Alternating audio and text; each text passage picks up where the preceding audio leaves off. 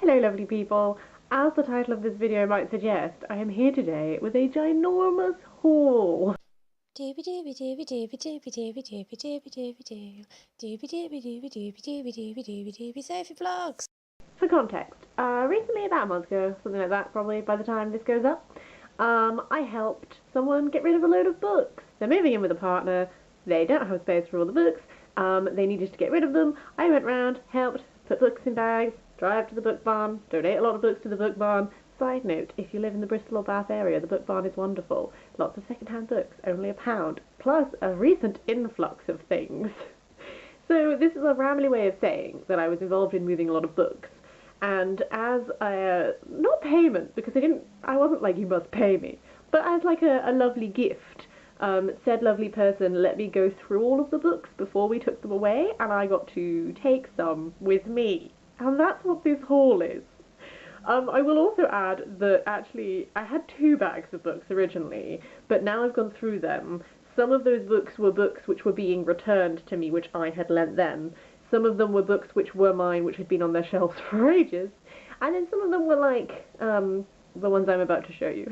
I'm just going to kick things off with a big lump, and that is, I have 5 new Maya Angelou's, which I am so excited for. I've already got on my shelf, I've read I Know Why the Caged Bird Sings and Letters to My Daughter. So these are continuing her life story.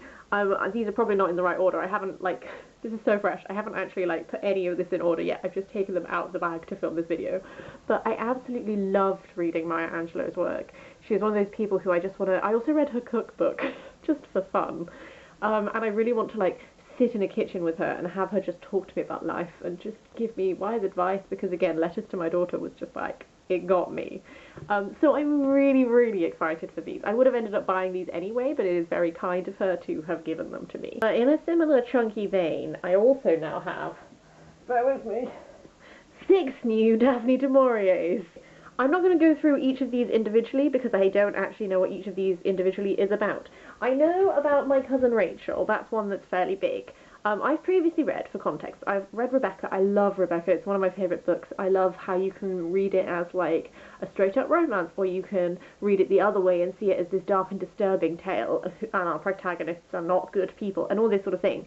My Cousin Rachel reads like it might be interestingly like that, like this sort of, I don't know, there was like a death and a mystery and all this sort of thing. Like, I'm very intrigued by that one. I've also heard of Castle Door before. I haven't heard of any of the rest of them, but I've enjoyed most of Daphne du Maurier that I've read. I've read Jamaica Inn, which was wonderfully, fabulously gothic, set on the Cornish moors. Absolutely love that one. I didn't enjoy The House on the Strand quite as much, but I also don't really remember a lot about that. It was like this guy who took these like chemicals and then he would like go back in time, but he would also still be physically present in the contemporary time, and he'd be like wandering around the place, and it was I think maybe I wasn't maybe old enough to read it. I read it quite young, but it didn't connect me. So I'm excited to explore a little bit more of her stuff. Those are like the 2 big lumps of books. I'm now just going to talk about some individual ones which I got as well. Rumi, the Book of Love. This is a particularly lovely edition because the papers are really, I don't know if you can see the texture of them. It's really gorgeous paper. They've got these lovely, like, just little tiny illustration-y sort of things going through. This is Poems of Ecstasy and Longing. Rumi is someone who I have dipped into in the past, who I've not really explored as much as I think I would like to have explored. So I'm looking forward to having this. This is going to be a bedside book, I think. I'm going to dip into it for like quiet moments before I go to sleep and just get to know Rumi a little bit more than I currently do. Continuing the poetry note, I also have Goethe's erotic poems, and I really like this one. I really wanted to get this. When I opened it, I was excited to take it home with me because I didn't pay for it. It's dual translation, so it has the German on one side and the English on the other side. I have a very rudimentary German knowledge. I technically have a GCSE in it. I know little bits and pieces, but not a lot. But I find it really interesting, even just if you don't understand what the words mean, like without the translation next to it, it is still interesting to try and read poems in their original language and like compare the rhythm to how they are in translation. At least I think that's interesting. And also I feel like Miriam at Between Lies and Life likes Goethe. Goethe? I'm questioning everything about this statement and my pronunciation now. But suffice to say, He's a big name. I'm gonna read him soon. Yay! Next up is a small run of non-fiction books. The Private Life of an English Field, Meadowland by John Lewis Stempel. This just seems like, in exquisite prose, John Lewis Stempel records the passing seasons in an ancient meadow on his farm. I haven't read a lot of nature writing, but I did in the last year or so. I've read H is for Hawks by Helen Macdonald, which was both like a tale of grief, but also like a nature book about hawks and hawking and stuff like that, and that was really fabulous. I really liked that. And then I also read, I've got to remember to get the name right. Oh, Rising Ground, Search for a Spirit of Place by Philip Larkin. I think that's correct. Which was about Cornwall and about, it was like Cornish nature writing. It was all about the landscape of Cornwall and how it changed. Like he walked around Cornwall, wrote about the landscape, wrote about his experiences there, stuff like that. And both of those were really, really interesting. So, I think I heard about this when it came out.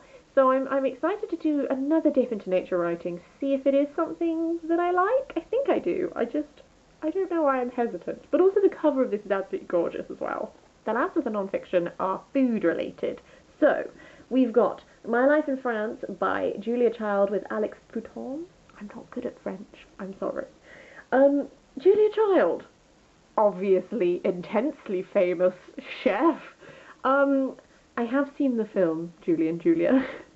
That's about the basis of my knowledge for Julia Child. I'm not going to lie to you. But I love reading about food. I recently read Ruby Tando's Eat Up, and like it just reminded me that I love reading about food. Hence why I also read Maya Angelou's cookbook, despite the fact that I can't eat most of the food in it because it's all meat and I'm vegetarian. But I love food writing. But I've not read a lot of food writing. If anyone has any recommendations for books like this, which are like specifically like foodie books rather than like you've just read a cookbook again, that would be really, really great. So like Julia Child is such a huge name.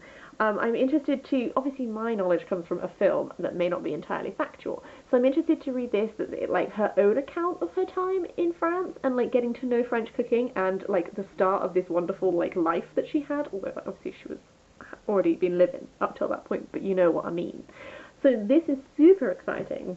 And then clearly must have been bought at the same time originally is Mastering the Art of French Eating, Lessons in Food and Love from a Year in Paris by Anne Ma, which I don't actually know a huge amount about, but they were right next to each other, and I thought maybe the Julia Child book would feed into this one quite well. And if I do want to, I do want to be exploring a bit more like food writing, then this seemed like a really good opportunity.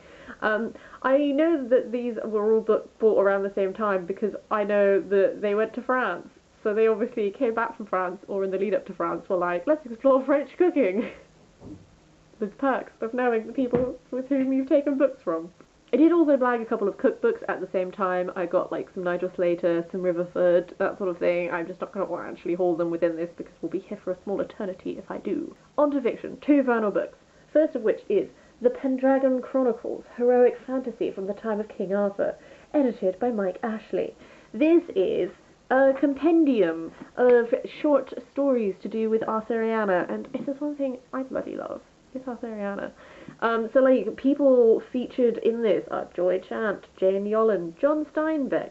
I'm not going to read every single one of these names, I've decided. Suffice to say, I really, since I was a child, have been fascinated by the legends of King Arthur, mainly because I read a book, my like little Arthurian myths book when I was a child, had Guinevere as a ginger woman in it, and child Sophie loved anyone who was ginger. So, like, I was instantly taken, and we spent a lot of time in, like, castles and stuff. This is a rambly way of saying, always loved it. As I got older, have, like, widened my reading, like the Mort d'Arthur, Tennyson's Idylls of the King, all these sort of things. So, like, a little compendium of Arthurian tales. I was like, oh, hello, you can come home with me. I can give you a good home. I have an Arthurian shelf, which is literally just behind me. You can't really see it because it's down low, but it can go on there when it's done. Hooray, exciting. And then I actually paid for the book that's coming up, because when we got to the book barn, obviously we looked round the book barn, and I did pick up a book, but only a single book, I will say, and I did put other books back, but I got Car, Stories of the Mind and Gods of India by Roberto Calasso. This is essentially all about a lot of the Indian epics. I do actually want to read the primary epics that this is based on because I love me some epic poetry, but I haven't quite got around to that yet. And for some reason, I just was like, oh, I'll get someone else to do it for me, which might be silly because I don't know. This is a rambly way of saying this is like an introduction into like Indian epic poetry. At least that is my understanding of it. I am excited, and also like, gosh, I'm still really excited, and you know when you get so excited and then you go weirdly calm, that's how I feel now that I've actually taken all these books out of the bag and I'm talking about them. It's a very exciting time, guys. I'm going to stop now because I can feel my brain melting slightly. I hope all is well with you. I hope that some lovely books have entered your life soon. Always remember that if you're like, shall I do this favour for a friend? Say yes, because you might get free books out of it. And isn't life glorious? Yes, yes it is. I'm going to go now. I'm going to see you next week for something completely different.